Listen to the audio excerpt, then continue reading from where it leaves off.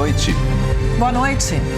Um ano após revelar um golpe em postos de combustíveis, motoristas voltam a reclamar da venda forçada de produtos. Alguns frentistas simulam até incêndio no motor dos carros. Ele anda com uma seringa com óleo queimado no bolso do jaleco.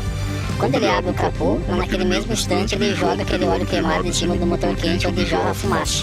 E na hora eles já dizem, não liga mais o carro, tá pegando fogo aqui, teu óleo tá vencido, vamos empurrar para a troca de óleo.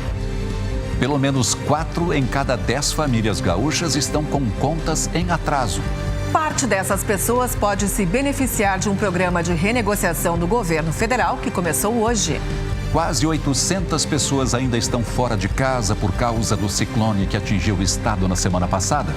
O RBS Notícias volta a Caraá, um mês depois do município sofrer sérias consequências por causa do mau tempo. Famílias que tiveram casas destruídas vivem de forma improvisada e esperam a chegada de ajuda. A partir de agora, no RBS Notícias.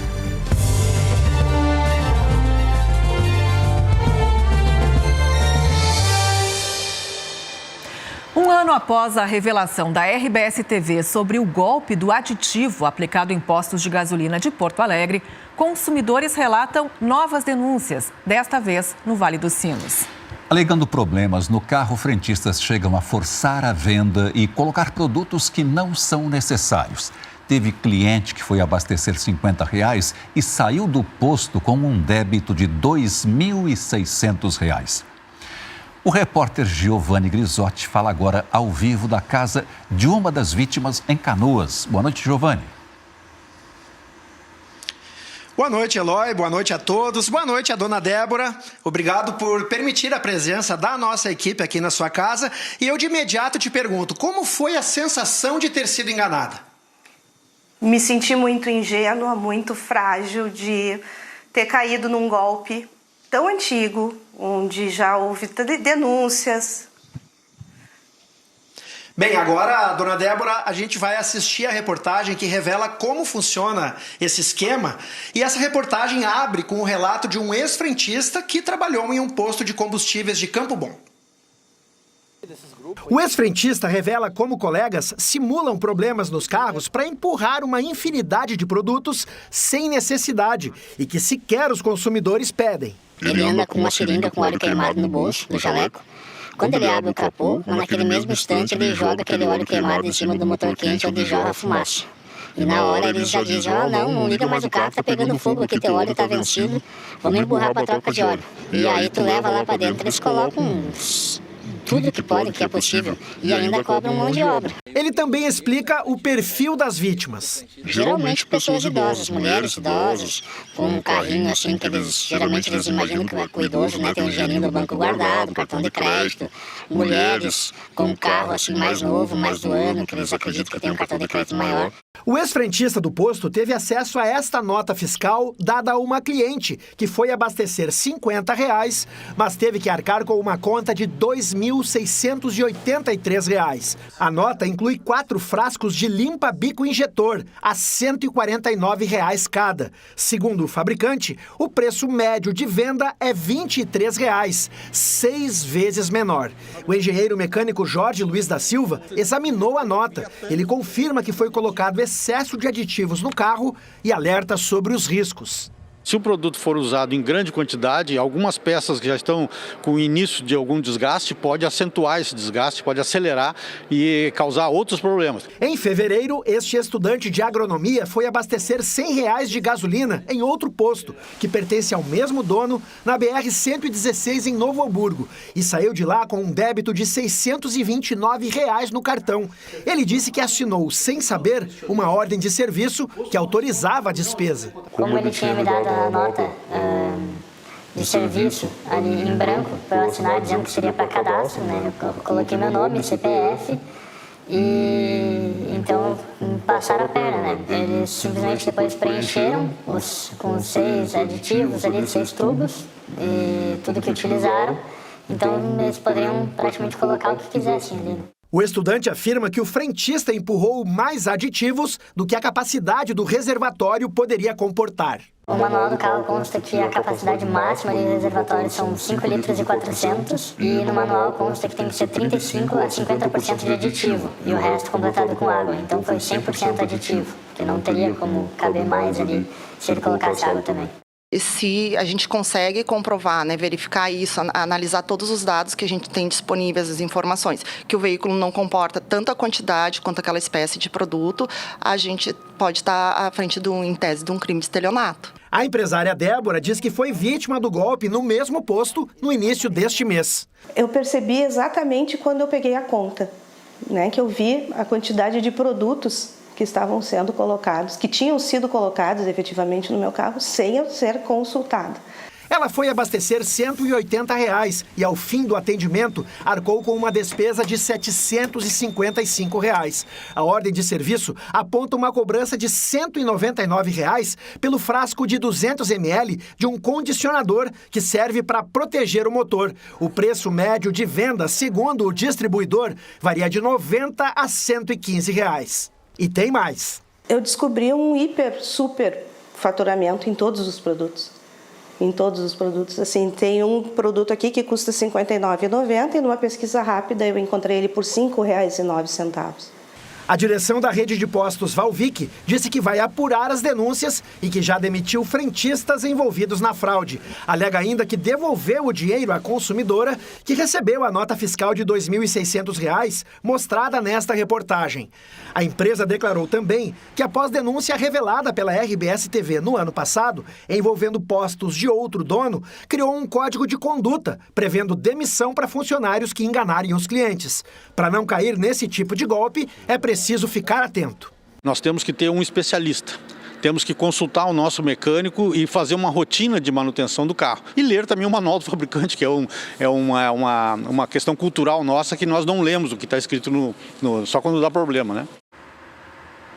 Bom, Giovanni, diante dessa situação, né, já se tem um posicionamento da Ipiranga, que é a bandeira dos postos citados na reportagem? Sim, Dani, a Ipiranga mandou uma nota que a gente vai ver agora na tela e que interessa diretamente a Débora, que está aqui conosco e que vai receber, inclusive, o dinheiro de volta. A Ipiranga informa que entrou em contato com seus revendedores e que os consumidores mencionados na reportagem serão ressarcidos. A empresa destacou também que não incentiva práticas ilegais e não compactua com atividades que violem o seu programa de integridade. O que tu achou, Débora? Eu acho que a empresa está correta no ressarcimento, mas eu acho que não precisaria chegar nesse ponto, né? Que tem que haver denúncia, que as pessoas tenham que se expor, que tenham que fazer depoimentos para que as coisas deixem de acontecer. E que lição ficou para ti disso tudo? Nossa, a lição é de prestar muito mais atenção, de ficar bem mais atenta e ligar para o meu mecânico em qualquer problema. Muito obrigado, voltamos contigo aí no estúdio, Eloy. Giovanni, muito obrigado. Após 9 anos na prisão, o médico Leandro Boldrini, condenado pela morte do filho Bernardo, começou a cumprir pena em regime semiaberto. Ele foi beneficiado pelo uso de tornozeleira eletrônica por falta de vagas no sistema prisional do Estado. O Ministério Público informou que vai recorrer da decisão. Bernardo Uglione Boldrini, de apenas 11 anos, foi assassinado em abril de 2014. A madrasta do menino, uma amiga dela e o irmão da amiga também foram condenados pelo crime. Pelo menos 4 em cada 10 famílias gaúchas estão com as contas em atraso. Parte pode se beneficiar de um programa de renegociação do governo federal que começou hoje. Moradores do sul do estado fazem protesto porque ainda estão sem energia elétrica desde a passagem do ciclone. Nós já voltamos.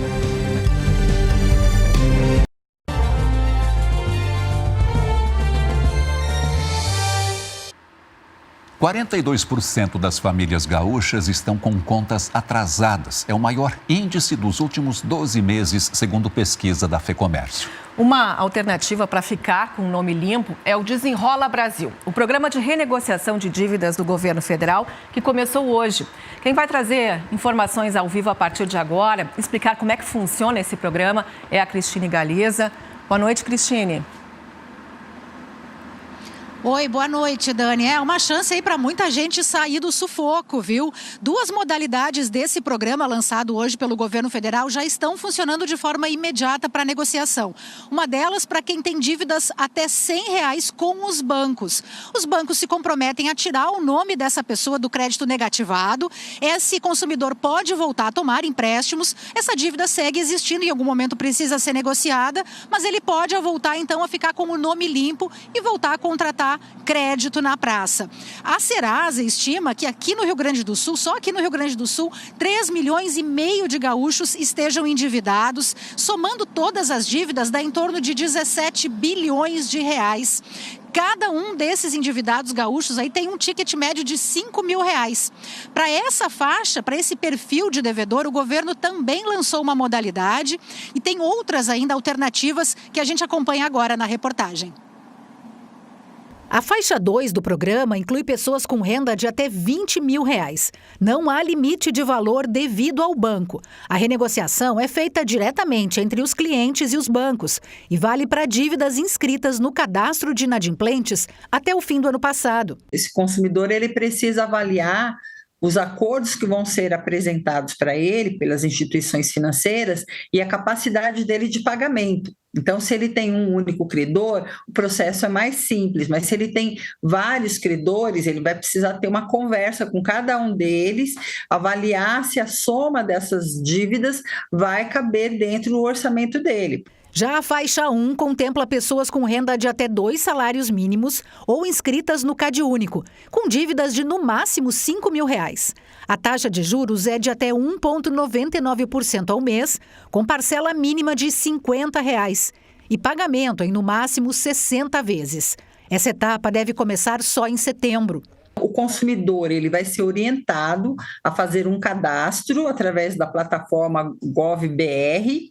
Ali ele vai ter que escolher entre algumas opções de cadastro, que é o ouro ou prata. Lá em setembro, ele entrará com o CPF dele e as informações sobre as dívidas e os descontos concedidos estarão disponíveis ali para ele fazer a escolha, se vai quitar a dívida ou se ele vai parcelar esta dívida. As dívidas já comprometem quase 27% da renda das famílias gaúchas, segundo pesquisa da FEComércio, percentual que vem aumentando mês a mês. A maior parte é com o cartão de crédito, depois aparecem os carnês e o crédito pessoal. Que eu tenho visto muitos assim, amigos e pessoas da minha convivência que estão bem endividados, assim, alguns super endividados, outros com dificuldade para quitar, né? E apesar da vontade, às vezes fica difícil, né? Empurrando um pouquinho para frente, pagando umas, deixando as outras para depois. A gente vai fazendo assim, né? Fazer o quê, né? A economista Giovana Menegotto, da FEComércio, diz que o programa do governo deve ajudar muitas famílias a retomarem a capacidade de consumo e de crédito, mas faz um alerta. Elas precisam estar muito cientes que essa renegociação precisa ter condições que façam com que elas consigam pagar essa parcela renegociada. Porque muitas vezes o que acontece é que, diante dessas iniciativas, muitas famílias renegociam, só que como elas não conseguem ter uma noção do tamanho dessa dívida e de como vai ficar o parcelamento sobre o orçamento dela nos próximos meses, ela tem risco de voltar a ficar inadimplente. Agora a gente fala sobre os prejuízos causados pelo último ciclone que passou aqui pelo estado. Na região sul, tem gente sem luz desde a madrugada de quinta-feira. E essa tarde teve protesto em Pelotas e a Augustine Tim acompanhou. Boa noite, Augustine.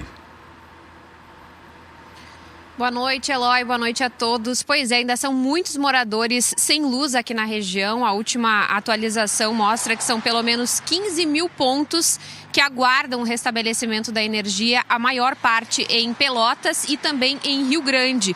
E todos esses dias sem luz têm trazido muitos transtornos para os moradores e muitos prejuízos para os comerciantes, e por isso vários protestos foram realizados aqui na região. Um deles aconteceu agora há pouco aqui na Avenida Domingos Domingos de Almeida, como a gente vê aí nas imagens, os moradores bloquearam uma parte da avenida com o objetivo de chamar a atenção da CE Equatorial e também do poder público e pedir por uma solução.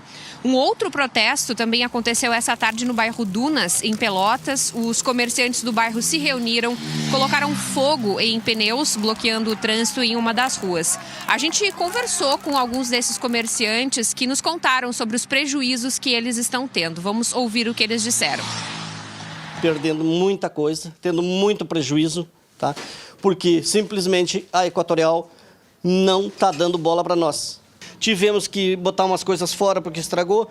Fizemos um torra-torra porque para não perder mais. Esse produto, ou tu vende, o que tu não vender, vai fora. Porque a gente não tem mais onde armazenar.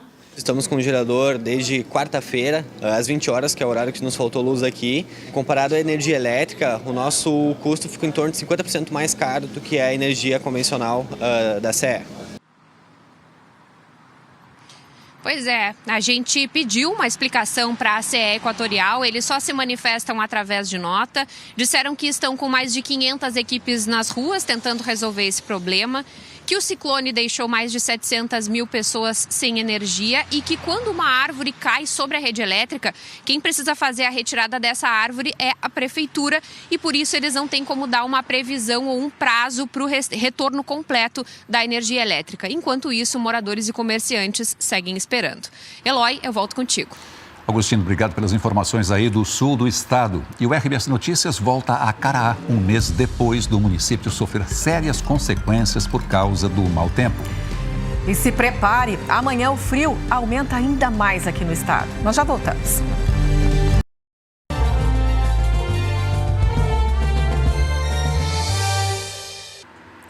Caraá, no litoral norte, foi o município mais afetado pelo ciclone extratropical que atingiu o estado há um mês. 5 pessoas morreram, dezenas de casas foram completamente destruídas, pontes caíram e os prejuízos na agropecuária ultrapassam os 16 milhões de reais. E o governo federal reconheceu a situação de emergência do município. O Jefferson Ajeitos está lá na cidade e conversa agora com a gente. Boa noite, Jefferson. Cerca de 200 pessoas ainda estão fora de casa, estão em casas de parentes e amigos.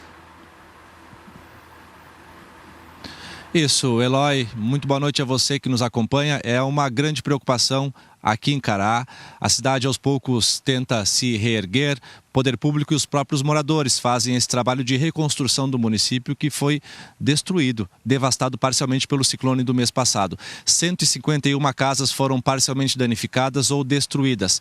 Dessas, 32 famílias não tinham para onde ir, porque as casas foram destruídas e estão alojadas temporariamente de forma improvisada em casas de familiares ou amigos. E sonham em voltar para casa própria. Hoje mais cedo nós conversamos com um morador de Caraá que vive essa situação, quero compartilhar com você. Eu estou aqui na casa do seu Márcio, que há 30 dias está morando de forma improvisada, com o filho, a filha e o genro. Como é que tem sido para o senhor nas últimas semanas, seu Márcio? É complicado. Estou de favor à minha filha, né? Ela está me ajudando, minhas coisas. Quem foi que emprestou? Quem é que está emprestando a casa para você? É um tio, um primo dela. Aqui a gente vê que a família está morando mesmo de forma muito improvisada. O seu Márcio até pediu desculpas, né, pelo jeito que está a casa e nós entendemos, seu Márcio, porque tem alguns móveis por aqui que já vieram inclusive de doações que vocês receberam, né? Sim, é verdade. O que vocês ganharam para comprar a nova casa? Nada. E esses que estão aqui fora são doação? São doação. Agora o senhor está na esperança de ganhar uma casa nova? Ganhar uma casa nova. Porque eu tô sem teto, na verdade. Eu dependo de querer ajudar meus filhos, penso em ajudar eles, mas eu não tenho condições, né? Obrigado, boa sorte para o senhor. Muito obrigado, tá? Estou ainda comigo pela ajuda. O seu Márcio comentou comigo que é muito grato pela ajuda, né, da casa temporária, diz que gostaria de voltar para a casa dele, mas agradece porque tem um teto para passar esses dias muito frios, temperatura de 8 graus aqui em Caraá. Quero compartilhar com vocês outras imagens que nós gravamos hoje à tarde de um trabalho de reconstrução de um dos acessos a Caraá para quem vem de Santo Antônio da Patrulha. É um trabalho de reconstrução, então, de estradas e pontes que foram destruídas pela passagem do ciclone mês passado. O governo do estado afirma que destinou R$1 milhão no último mês para o município de Caraá. Desse total, cerca de R$800 mil a serem usados na reconstrução dos acessos ao município. Mais cedo, nós conversamos com o vice-governador do estado, Gabriel Souza, e com o prefeito de Caraá, Magdiel Silva. Vamos acompanhar trechos dessas entrevistas. Nos primeiros dias, nós focamos os nossos esforços para fazer o plano de trabalho de ajuda de ação humanitária, que é aquela para dar todo auxílio em questão de mantimentos e também para a compra de colchões. Agora nós estamos esperando o recurso ser liberado para a limpeza urbana, para nós recolher os entulhos que ainda estão às beiras das vias. Uma outra situação que nós estamos trabalhando paralelamente com uma construtora aqui da região para fazer um núcleo habitacional acessando recursos do programa Minha Casa, Minha Vida também. E no que tange a ajuda federal, das notícias que nós temos, foram R$926 mil repassados pela União Federal ao município do Caraá até o momento. Ainda essa semana, o governador Eduardo Leite vai liberar o auxílio emergencial às famílias atingidas pelo evento de junho. E a partir de então, o Estado do Rio Grande do Sul está apto a passar recursos a essas famílias. No valor de R$ 2.500 por família atingida. O ciclone extratropical atingiu o Rio Grande do Sul há um mês, no dia 15 de junho. Compartilho com vocês algumas imagens da destruição no município de Caraá. Outra preocupação é com os agricultores da região. A Prefeitura de Caraá afirma que trabalha para distribuir calcário e fertilizantes aos agricultores para poderem retomar a vida. Eloy, Dani. Jefferson, ajeitos com as informações de Caraá, do litoral norte. No estado, mais de 500 pessoas seguem desalojadas e 290 ainda estão desabrigadas depois da passagem do último ciclone na semana passada. 8 municípios gaúchos estão com decretos de emergência. O Arildo Palermo está em São Leopoldo e acompanha a situação na região metropolitana. Arildo, boa noite. A gente consegue ver que tem ruas alagadas aí na cidade? Tem sim, Dani. Boa noite para você, para o Eloy e para todos que estão com a gente aqui no RBS Notícias. Nós falamos ao vivo de São Leopoldo, Rua da Praia. A imagem ao vivo do Guto Teixeira vai mostrar para vocês que esse trecho está completamente submerso, justamente porque o Rio dos Sinos cresceu, subiu muito rapidamente nas últimas horas e ele não para de subir. Inclusive, há pouco nós fizemos um registro por aqui de uma família chegando em casa. Vamos mostrar aí na tela. O pessoal chega por aqui e não tem opção. Tem que tirar o calçado, encarar água gelada. Tá frio aqui na beira do rio para conseguir ir para casa. Essa é a situação aqui na Rua da Praia. A Rua das Camélias, aqui em São Leopoldo, também passa por situação parecida. Para a gente ter uma ideia, o nível do Rio dos Sinos normalmente aqui na cidade fica entre 2 metros, 2,5 metros. Agora está em 4,98 metros. Rapidamente, Fabiano Camargo, coordenador da Defesa Civil, tem alguma previsão para esse rio parar de subir? Então, a nossa expectativa, considerando que ontem na estação telemétrica da ANA-CPRM em Campo Bom houve estabilidade e já apresenta declínio desde ontem à noite, é que entre hoje e amanhã a gente começa a observar a estabilização e, consequentemente, o declínio aqui em São Leopoldo. Obrigado, viu, Fabiano? Bom trabalho para vocês. Em Campo Bom, a situação também é complicada. O nível do rio por lá chegou a 7,34 metros. Ontem, a última medição mostra que o rio está em 7,27 metros. 2 escolas, uma de educação infantil e outra de ensino fundamental, não deram aula nessa segunda-feira em função do alagamento lá na cidade. A escola Princesinha e Princesa Isabel, e não tem previsão de retorno por lá, justamente em função do alagamento. Tem bastante trabalho a ser feito na região metropolitana. Dani. Que melhore essa situação, né, Arildo? Porque além de tudo isso, ainda tem o frio. Obrigado, uma boa noite a todos aí.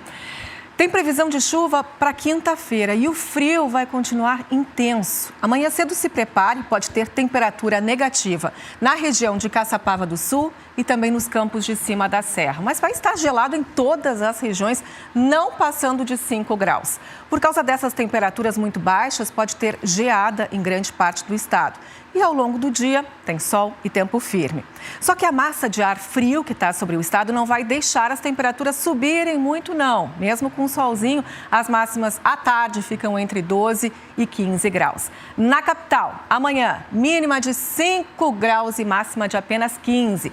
Na quarta, segue com muito frio, com 6 graus de manhã cedo. Quinta, tem pancadas de chuva entre a tarde e a noite. Na sexta, volta o tempo firme e esquenta mais, com 24 graus. Eloy. No futebol, depois do empate contra o Palmeiras, o Internacional apresentou o novo goleiro hoje. Uma nova semana e um novo reforço. O goleiro Sérgio Rocher foi apresentado oficialmente pelo Inter. Titular da seleção uruguaia, ele assinou um contrato por 4 anos. Contento por haber tomado essa decisão e disfrutar de lo que é este clube que é muito grande. Mas foi justamente outro goleiro que salvou o Inter no fim de semana. Não fossem as defesas do John, o empate em 0-0 com o Palmeiras poderia ter sido pior. Eu vejo que as dificuldades que estamos tendo, elas estão dentro do normal. Precisamos continuar melhorando. Mesmo sem jogar na rodada, o Grêmio manteve o 3º lugar no Brasileirão. Mas em outra competição, em que os tricolores estão muito bem nesse ano, o dia foi de conhecer o caminho até a final. Os confrontos com o Flamengo pela Copa do Brasil já têm ordem e datas definidas. O jogo de ida será na Arena do Grêmio, já na semana que vem. A decisão fica para o Maracanã, no dia 16 de agosto. Novidades para gremistas e colorados. E olha que a semana está só começando. E hoje nós ficamos por aqui. Uma ótima noite. Boa noite, até amanhã.